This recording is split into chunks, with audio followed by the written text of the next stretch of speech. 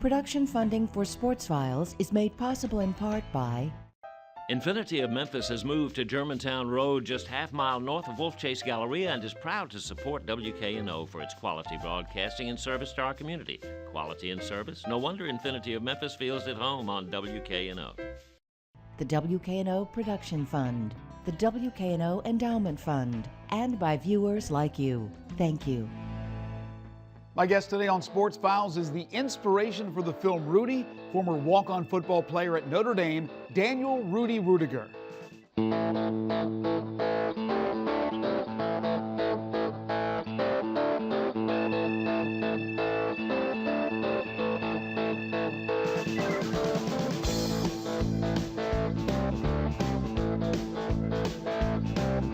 Back in 1993, a little film was released around the nation. It was entitled Rudy. It was the story of a former Notre Dame football player who battled through obstacle after obstacle to fulfill his dream of attending his beloved Notre Dame University and getting a chance to dress out for an Irish football game. The film was a huge success and not only put Ruettiger in the limelight, but it sent a message to those who watched the film how hard work, dedication, direction, and a never quit attitude can help you accomplish the seemingly impossible. Today, I go one-on-one with author, inspirational speaker, and former Notre Dame walk-on Daniel Rudy Ruettiger, and it's next on Sports Files.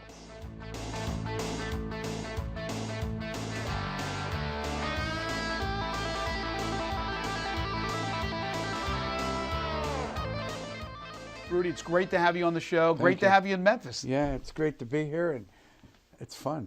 Thanks for being with us. I know you're here to talk to the Bodine School about dyslexia, something that affected you, still does, and of course, it's something that they deal with here at the Bodine. It's a learning disability that you had to overcome. I still have it. You don't get rid of it. Right. You gotta, it's funny. Dyslexia is not a disease. A lot of people, when I grew up, you were stupid, uncoachable, untrainable. They didn't understand why you couldn't bring in information in and process it, or keep it or retain it. And things were really painful then in school. So you struggled and struggled. And deep down you knew you were all right. And just one day the light went off with someone and it changed. My whole world changed because they started helping me differently, and I started seeing things what I can do instead of things I couldn't do. So you had to learn how to process differently. How old were you when you realized, or maybe the people around you realized that something was wrong, you weren't stupid, and you needed some help? The Navy. When I went into the Navy, they test you, and they showed you what you're good at, what you're not good at, and they helped you along with certain areas, and they put me in a yeoman position, which is a position where if I was in high school, they would never put me in. Right. It's it's clerical work. It's math work. And in high school, man, you're like a voodoo to them. It was foreign to you. It was learning a foreign language. Can't do this. But my whole point is they gave you the basics, and you learn the process, and you got confidence, and you learn how to develop that process in a good way. You go all around the country giving speeches. You've done it for many, many years. That's part of what you say when you talk about dealing with dyslexia and overcoming that. But in general, what is the overall message of your life that you like to spread to people when you talk to them? I think effort pays off. I mean, you can get graded for your effort and your character. And you need to know that all the bumps that are happening to you is happening for a reason. So you need to be smoothed out. That's called challenges. You can't run from challenges. You have to deal with challenges, and when you deal with them, you learn, it wasn't as bad as I thought, and you work through it. Then you get a bigger challenge and a bigger challenge, and all these things I tell people, look, have a vision and a dream. That's what gets you through it, when you dream. When I dreamt about Notre Dame, people put it down. When I didn't get around the people who put it down, the dream became real to me. You had a lot of detractors, people that said you can't do this, and that kind of fueled the fire? They put a label on you. It's that label. You know, for an example, my son, my wife and I had him, this is wonderful, because he was tested for dyslexia. And he's struggling, and he's in middle school, younger son, and my wife said, how are we going to explain to him about dyslexia? I said, let me tell him. So I started telling him about all the great ones that had dyslexia. And you heard them here. Right. Einstein, Steve Jobs, you know, George Whoopi Patton. Goldberg, Patton. You go on, and Steven Spielberg. You go on and on and on. And I started telling him about all the great ones. And he says, you know, Dad, I think I want that stuff. I said, you got it. You know, but that is a positive way of presenting it. Instead of, Dan, we could help you do this, and you keep that vision alive, brother. You keep what you want to be, and we'll get you through the struggles. Because basically, bullying comes from kids who are defeated through self-esteem. Right. By people putting them down, and if they don't have that support system, they don't know how to handle it, so they get angry, and they feel they should make someone else feel bad so they could feel better. I understand. You're the ultimate half-full guy. You're a positive guy. You've always been a positive guy. So let's go back. You've told your story a million times, but I know our viewers want to learn a little bit more about it. You don't get into Notre Dame right away, so you have to go to, is it a prep school that you went to? That got you the next step? Junior college, a little junior college. You know, here's what happens in real life. You get this inspiration, but you don't know what to do with it because you're asking the wrong people about what should I do. And they're going to tell, now, Rudy, relax. You don't have the grades to go to Notre Dame. All the SATs, ACTs, you'll never, plus you don't have the money to go. And your athletic skills, come on, you've been in the Navy, you've been out of sports. What are you, nuts? And so you quit asking that type of question. So what I learned, if you go towards the dream where you want to go and you have a positive attitude, one door shuts, another one opens, as they say. And as that door shut back in Joliet, a new one opened, and I went up to South Bend and saw, this is on a retreat, our senior retreat, our all-Catholic school, and we drive up in the school bus, and first all the kids who were going to go to college, they put them on a tour. Well, they wouldn't let me go because I'm not going to college. You were going to be in that group. Yeah, and that kind of upset me. But I saw a little junior college right across the street. I said, I kept that in the back of my mind. And it was just 100 kids, maybe. And when my friend died in that accident, I said, you know, I'm going towards that. I'm going to see that. I'm not going to live in regret. So I went towards that little school, went in and asked a good brother, hey, what are my chances of getting in? I was in the Navy. I went back to work. My friend dies. And I said, I want to go to Notre Dame, but I don't have the grades. He said, hey, stop right there. Don't worry about the past. This is the present. Great advice. And he says, everything in the past, just wipe out. He said, forget it. Those are just lessons, and that's done. You can't do anything. But today, we could do something about it. You up for it? You know, that type of attitude. And I got excited and positive, and I got admitted in there. From there on, it was totally different. Yeah, you get the grades, you do what you need to do to get admitted to Notre Dame, and now here you are again, undersized. But here's the key. Here's the key, because we're at, dyslexic school, which we didn't understand totally. We had small classes. The teachers will not allow you to fail. See, in high school, it's different. Bigger classes, the ratio's not good. No one passes this course. Everyone's exchanging papers, grading your paper. Oh, Rudy's dumb. He doesn't get anything right, so you're labeled. There's no... Great point. It's totally different. Hey, if you don't know anything, we're going to find out what you need to know. Okay. That type of thing. And that was a whole different game changer. That was a game changer. You get into Notre Dame, you obviously have to keep up the grades, and here you are, undersized, but your dream is to play for the Irish. Ara Parsegian's the head coach. You try to walk on. You're getting thrown around like a tackle dummy. What was that experience like? We saw it in the movie, but living that experience, what was it like? Well, you saw it in a movie storytelling way. That's how you perceive it. Right. Right? I saw it much differently. I'm 6'5" in my head. And I run the 40 and 4 too in my head. I'm not slow and I'm not small. And I'm going to contribute to this football team. And I played like a 6'5" guy.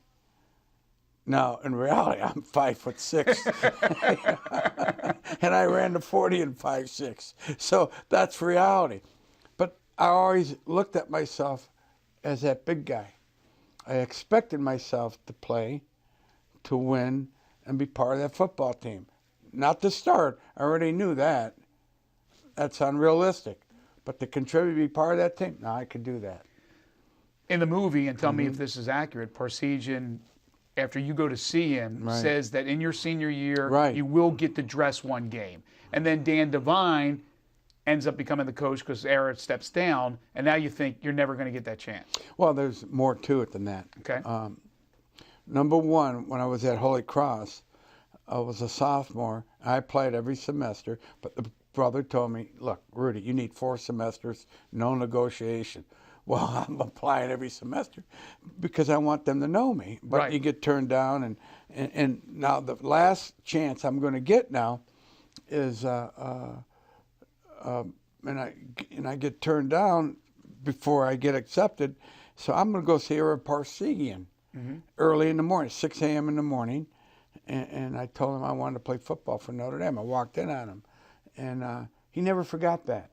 He looked at me kind of funny when I walked in. He said, what? You know, who are you? What are you? I said, I'm not at school here. Don't worry, Coach, but I will be. But I will be. And I will play for you. He said, son, you come and see me when you get in. And the day I get in, that's when I saw him. And he did make a commitment to all the seniors, all seniors. You can dress for your final home game, every senior. And that would be 110 kids would dress. So he made sure every kid dressed for a game. Now, problem is, Ara leaves, Devine comes in from the Green Bay Packers. There's a new NCAA rule. Only 60 could dress at home, or it used to be 110. Wow. Now, he's kind of handcuffed. Wait, he's taken over an iconic job. He's taken over from an iconic coach. And it's a lot of pressure. He's going to worry about Rudy? I don't think so. But I made myself a presence there. I hustled and acted like I should be there.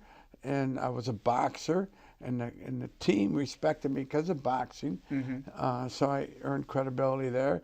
So I stuck in there for many reasons. But most importantly, there was a senior on that football team that dressed for all the games, and the only time he would play if they were winning or losing.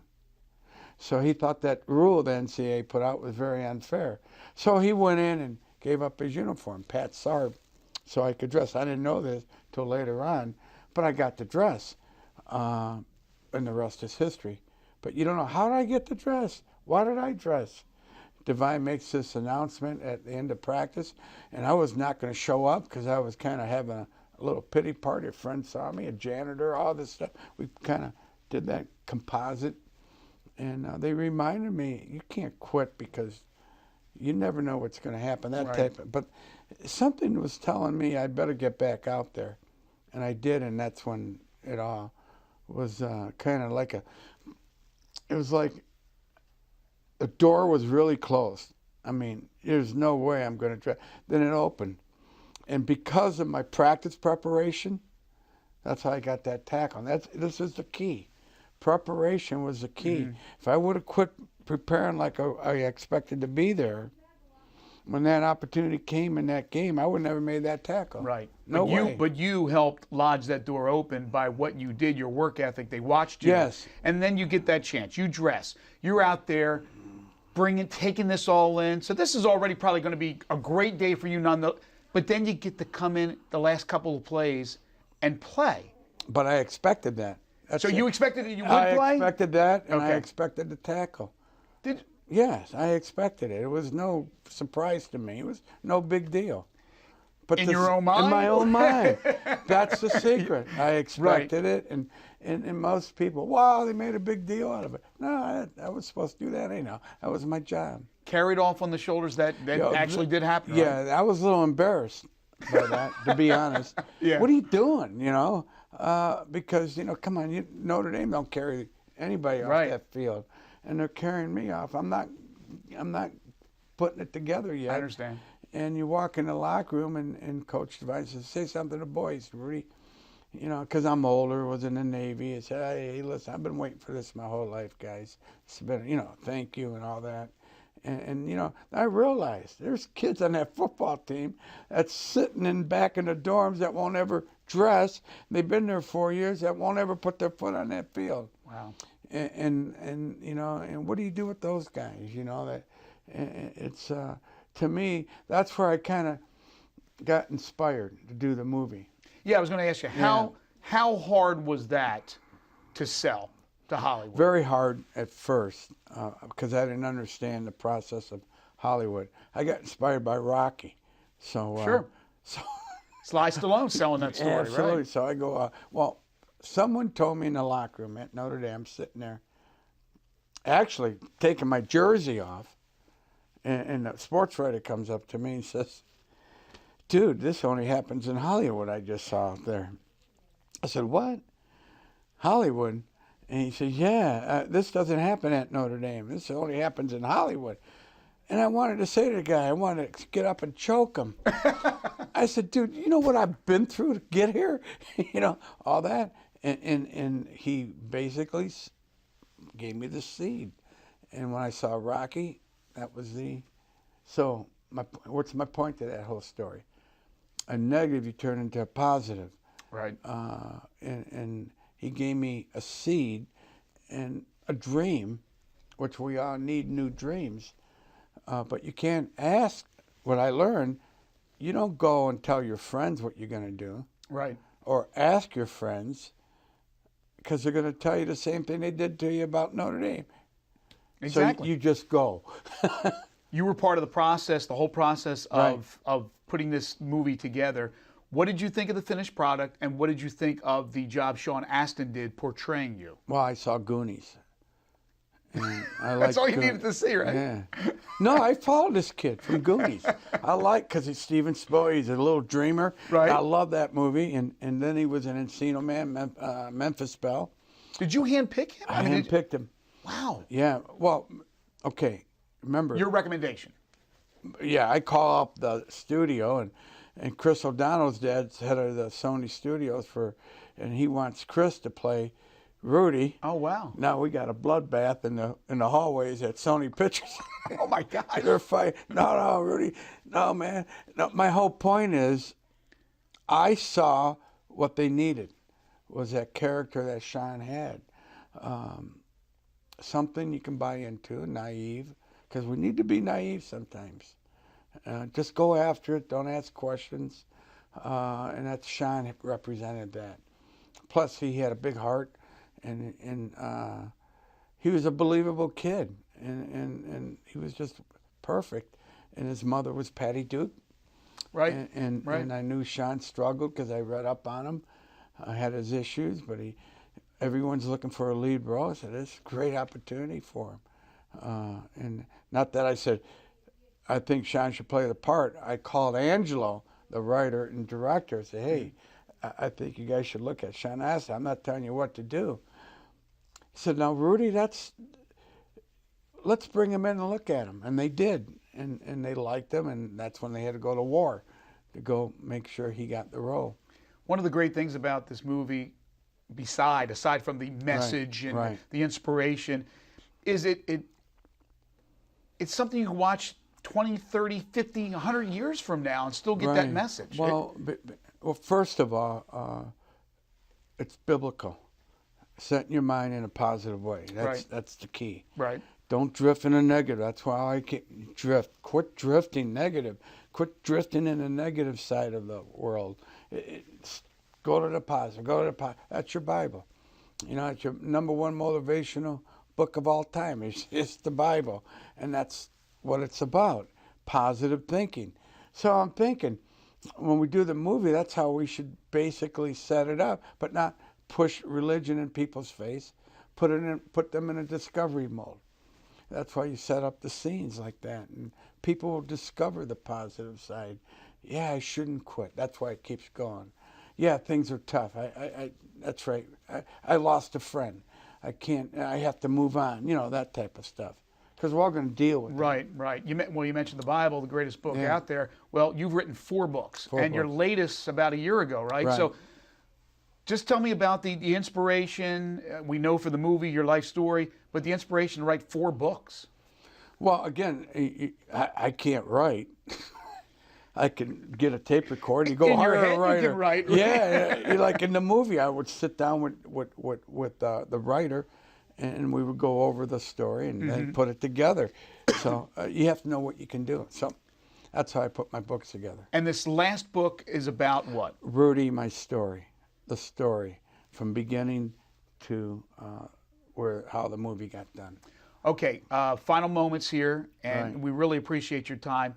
What is the biggest part of that movie that Hollywood took liberty at? I mean, because a lot of people ask, did that really happen? Did that really happen? We know you were carried off on the shoulders. There's a lot of different parts. Give me like one thing. Putting that really... the jerseys on the table. That would never happen at Notre Dame. Right. That would never happen. But you had the one friend who went and did that for you. But that took too long to develop. We had 8 seconds. Right.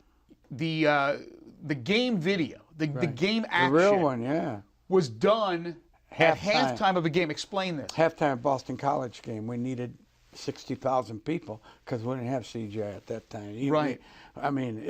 We needed 60,000 people. So we did the 4, we brought the NFL films in, put the cameras around the stadium, like 6 of them, 60 millimeter. We shot slow, and you know how they shoot the NFL. Right. Beautifully done. They caught everything. 4 plays. Boom. Next day we go in the stadium, we scrimmage. You're shooting low. You don't see anybody. But when you edit, you see the big crowd. You know, it's amazing what Hollywood does, huh? Oh, I loved it. It was beautifully done. You know, saw Graceland today, and the gentleman at Graceland heard I was coming to town and invited Josh and I to Graceland today, and I was on Sirius Radio, the Elvis Radio. But my Elvis story, I got to tell it. Sure. You know, in 1975, I'm at Notre Dame. I'm security guard. I'm living in the Athletic Convocation Center. That's where they have all the concerts. And Elvis was coming. He's going to do 2 concerts. Are you kidding me? And his Cadillac's going to pull right up to my room, where my room is, and comes up into the ACC with the Cadillac, but no one was getting out of the Cadillac. Kiki D's up there. You know, Kiki D from Elton John and Kiki D fame. Yeah. Don't Go Breaking My Heart, right? Yeah. She's up there. To make a long story short, it's time for Elvis to go. And he was, I don't know, he wouldn't go for some reason. He was just struggling. So I went in and got my boxing shirt and gave my boxing shirt to the guy in the back, to give this to Elvis. Then they gave me a hound dog. And years later, about 8 months ago, a guy came up to me, says to me, I met you at Notre Dame. I said, how? He says, I met you with Elvis. I said, no, I didn't. No, he was in the back. But you never physically met him. I never really met physically met him. Say, hey, man, Elvis, hey, Rudy. That never happened. He said, no. He says, I was in the back seat when you gave that boxing shirt to him. He never forgot that. How about that? Do you know who it was? His stepbrother. Oh, my gosh. Yeah, that was with him. Yeah. Everybody has an Elvis story. Yeah, I guess, you know, I'm taking a guy for his word. I mean, how would he have known that? Because I didn't tell him that. Right. And he came and gave me the step-by-step. I said, that's awesome. That's a real neat thing. Well, it was great to have you in Memphis. Yes. Thank you so much for being with us. I appreciate it. Thank you. We'll take a break. Overtime is next.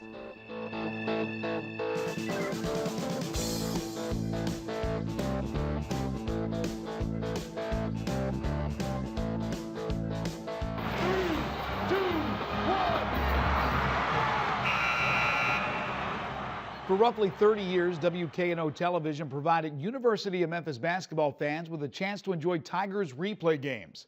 It's now been well over a decade since the last one was aired. Well, that was until a few days ago. As you likely know by now, Tigers replay games are back on WKNO. We are airing 15 home games in all this season. December is quite busy for us with 8 contests, including tomorrow's Bradley game set for airing. A week from tomorrow, it's a battle with Oklahoma State, whom the Tigers split 2 games with last season. The schedule includes a New Year's Eve clash with the Houston Cougars. The new year tips off with a January 3rd showdown with AAC newcomer Tulane, followed by a huge matchup with Cincinnati. February brings 5 games to WKNO, including a quartet of conference battles, including a meeting with defending national champion Connecticut. Finally tonight, let us recognize the accomplishments of the Memphis Tigers football team, who last Saturday topped Connecticut 41-10 to finish off a 9-3 regular season, which included a 7-1 American Conference mark, which is good enough for at least a share of the conference title. All this just a year removed from a 3-win campaign. The Tigers will now await a bowl bid, which will likely come Sunday night, and it's likely to be a trip to Miami for the Beach Bowl, where they would face BYU on December 22nd. And that'll do it for now. Remember, we'll once again air the show on Friday of next week at 7:30 p.m. Until then, have a great week, and we'll see you next time.